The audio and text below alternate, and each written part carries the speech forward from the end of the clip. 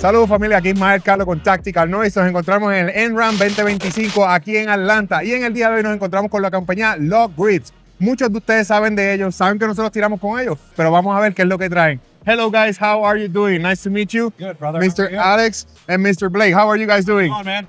Doing good? Yeah, good, brother. How is the event treating you so far? It's been crazy. Ton of people, ton of manufacturers, making a lot of good connections.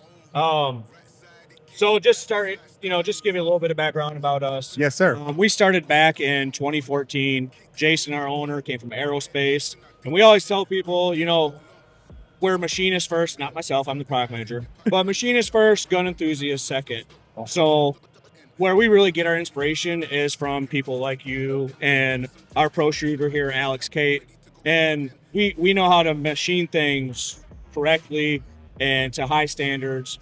And we know what we like in guns, but what we really excel is we have good relationships with customers, competition shooters. Yes, sir. So we send our products out for testing, and we don't just, hey, this looks cool, let's release it. No, it's been tested. It's some of these. Let's see, this, where are we at? Yeah, these lockjaws down here. These are extremely aggressive. We didn't want to make them. We resisted that, but we had so many requests from our customers for years to make those, and we finally made them. So I could see myself trying this out. And if you go to our website, on the bottom of our website, there's actually a new item request form, and we watch that and we tally that and we listen to our customers. And if I'm watching that and I see this getting a lot of requests, it moves to the top of our product list. Of course. And so a lot of stuff has been forced on us almost. Like we want to do what everyone wants, but for instance, this guy right here, this is our inlay grip. So many people requested that. And we finally made it. It's one of our top selling items. Perfect. Because our customers wanted it. And we make everything for every use, from competition to carry, everything in between. And we work with a lot of, if you look around here, you go to SIG's booth, you go to Springfield's booth, you go to Taurus's booth, you go to Walther's booth, you see LOK Grips on a lot of those guns. And you know what? A lot of this is from my point of view as a product manager, but Alex, I'll let him tell you a little bit about what he prefers from a competition standpoint. Sir, Mr. Alex, please feel free to engage with our audience in any way that you feel needed. So, as a competition shooter, I shoot every discipline that I possibly can. I do not discriminate. I shoot them all. So between shooting 3-gun, between shooting IDPA, Steel Challenge, USPSA, and then teaching just standard beginners all the way up to advanced law enforcement military, I get to see and get my hands on kind of everything. And at the end of the day, I didn't get into shooting because I didn't like guns, right? I got into shooting because I loved them. And I also come from an aerospace background, the Detroit area. So I worked with a lot of, like I did a lot on the F-35s and so on, so on a fighter jet, everything's super tight. Yep. So obviously out of my competition products, I wanted super tight, to the point, exactly for a purpose, right? So I know he says we really resisted something real sharp like that, but I was a big banger on that door of, I want it. Make it happen. Yeah, make it happen. And that's kind of the difference between us. I have office hands. Oh. So we're passing these around the office, and no way, dude. So I said, I know a guy who will like these, and they want more, I'm telling you. So we that's where we landed. We shipped them out. There was an iteration before this. It was a little less aggressive, and we eventually went with the more aggressive option. And we've had people stop by today and ask us to do more aggressive grips still. And we have a warning on our website. How more aggressive can you get with that? Because this is pretty tight. At that point, you're really going to have to sign away. Yeah, I think that will be ideal for the company at that point. So other than this product that you're coming out, what are your other flagship products that you can see selling out constantly? Well, really what we're trying to concentrate on now, yes, new products, but new models. A big one today at the NRA show has been revolver grips. So we only do these on a few models right now, but every revolver under the sun we've had requests for. Rugers, Smith & Wessons. We currently make them for Kimbers, Smith & Wesson J frame, some Tauruses, but everyone's been asking for every other revolver. There's a lot of revolvers in the industry. Yeah, and then way too many. A big challenge is keeping up with the new guns that come out. So what I've been doing for the past 5 years is developing close relationships with all these manufacturers.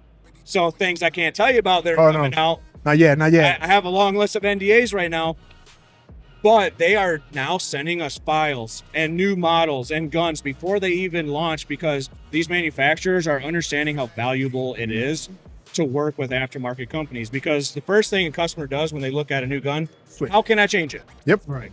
And So- that is worldwide. Yeah. For us in Puerto Rico, that is one of the main things. As soon as a person gets a gun, what can I change on How it? can I make it mine? Yep. How Yep. can I change the grip? It's not comfortable. I want it to fit my hand. So that's why we have thin grips, we have palm swells, we have standard grips. You can even order custom thickness on some of our grips. Nice. And I'll give you SIG has been a really good example of working with the aftermarket. Yeah. They send us new frames and new models because they have said to me in meetings, when I release this gun, I want to be able to say there are aftermarket accessories for it. And here's another black gun. Good luck. Exactly. Exactly. that- That's another one in the industry. Exactly. So it's a challenge to keep up with new guns, new products. We've expanded. We have automation in our shops. We have robots.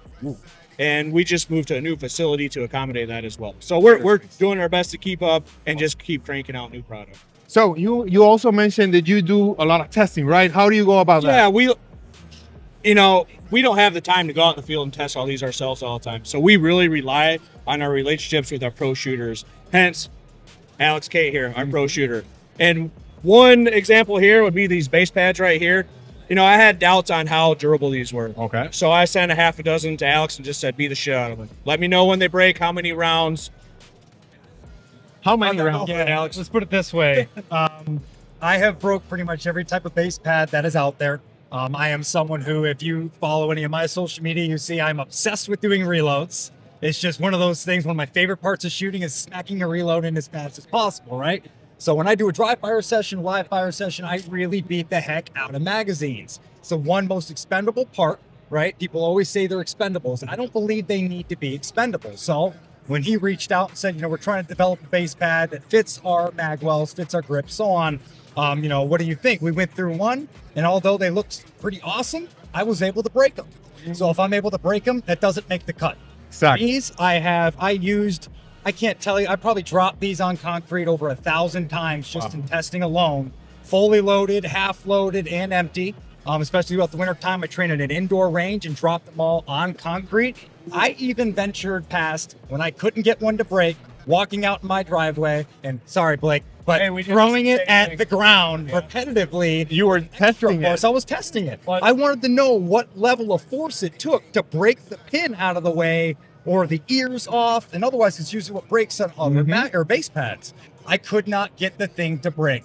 The most I saw after, we're talking extreme pitching at the ground, was a hairline crack that never even affected the overall structure of the base pad itself. So it's just to me, it is the strongest base pad that I have ever used. So in turn, now we offer them for almost all of our models, or at least the models we offer base pads for. We offer that same design because they always go that extra length to make sure that everything is tried and tested. So we don't want to find out later. We want to find out before we put it on the site. Exactly. That way, people, when they buy, they're buying a correct product that is going to do what they want. Right. It's never going to fail in what their original design was. Exactly. And another example of working with our pro shooters here, the Beretta down here. You want to check out the 92X Performance? So a lot of the Berettas are going with the Vertex style grip, and a lot of shooters like that classic feel. So we got a wraparound grip. We also do the standard panels as well. But we actually worked with JJ Ricaz. I don't know if I'm supposed to say that, but he gave us a little input on the magwell here. And I've seen people reload this thing blindfolded. Turn it, the magwell just turns it right in there for you. So that's an example right there, is where we reached out. We know who's using these. What do you like? What do you don't like? So we don't do that. Exactly. Why doesn't that work? So we want to understand what you guys are doing, Right. Yeah. and what it takes to break it, what it takes to make it fail. Yeah, in our end, I guess I got mine. Oh, there you go. So in our end, I think you guys are doing it great because you are putting the product out for the people just completely. They don't have to work around. They don't have to break their minds out of what the product is supposed to do. Yeah. You have them all set up for put them on and go for it. Enjoy them. You can trust it. Yep. You want it from us, you can trust it. And the same. Sorry, and we may prioritize. You might see a lot of flashiness because we also like to make sure everything looks good. Yeah. Everyone likes to make it look good. You don't want to spend a bunch of money on a gun, grips, and it Flashy. look ugly, right? No one willingly buys the ugly stuff. So not only do we make it look nice, but they do not sacrifice aesthetics, or rather, they do not sacrifice functionality for aesthetics. I've seen many they're focused on the flush fit and it being as tight as possible. This isn't real fitment on a race car. This is a race gun. Exactly. You're smacking, racking, and ripping around, and especially with the Shadow 2, which I have primarily put a lot of time on testing the Shadow 2 products. That is what I run in all different disciplines, primarily at least. They didn't make the base pads in the Magwell where they just barely fit up, where if you just don't give it enough, it's not going to seat. You punch the gun back out and it falls out. They made sure that there was the maximum and minimum amount of gap available to make for max functionality. So that's a whole experiment on its own. That's a whole scientific process just for that. Right. Just for that. Well, that's amazing. Yeah. But that comes to take that you put a lot of effort into the company. Everything that you do is with the full heart and with the full intention of giving your clients the best product out there, right? Absolutely. Yep. Yeah, and back to the base pads. Yes, sir. That's not the first one. That's just the last one. Yeah. You know, he told us, hey, it broke. All right, this is where it broke. We gotta beef that up a little bit, change that angle a little bit. You know, what angle is it hitting the ground? All right, that's gotta be a little thicker. So we go through devs when we number all these. And when we finalize it, it's Rev 0. Nice. So you might see Rev 0 on there, but it could be Dev 12. Yeah, it went through a bunch of processes before it got to its final evolution. And we couldn't do that without Alex and our community, guys like you. Thank you. All our customers here. So, and we take feedback personally. You know, we want it. You know, we want to know, hey, this sucks. No. All right, why does it suck? It's all right. What's the word? It's critical constructive or constructive criticism. Sorry for the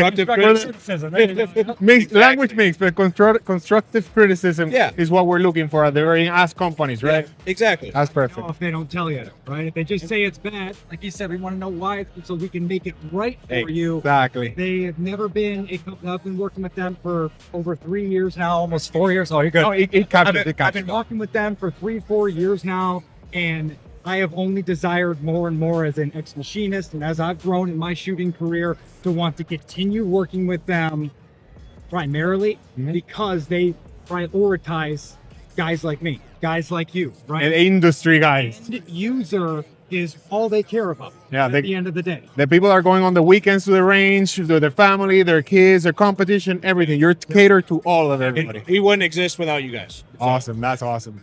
So the people that are watching this right now, where can they find you? What would be their ideal way to get in contact with you guys or the company to buy your product? Yeah, so the best way would be lokgrips.com. That's LOK Grips.com. You can always call us. We have a reputation for having great customer service. Any questions? I know it can be overwhelming on the website. We can help you figure out what you need. Awesome. That's awesome. Well, Blake, thank you very much. Man, I really appreciate it. Mr. Alex, thank you very much. Pleasure, man. I'll take this back with me to my studio. I might keep that for a souvenir. Hey, that's good too. Familia, muchas gracias por estar con nosotros. Ya ustedes saben, este es el NRAM 2025 y estamos aquí para ustedes. Nos vemos en el próximo video. Right side it came.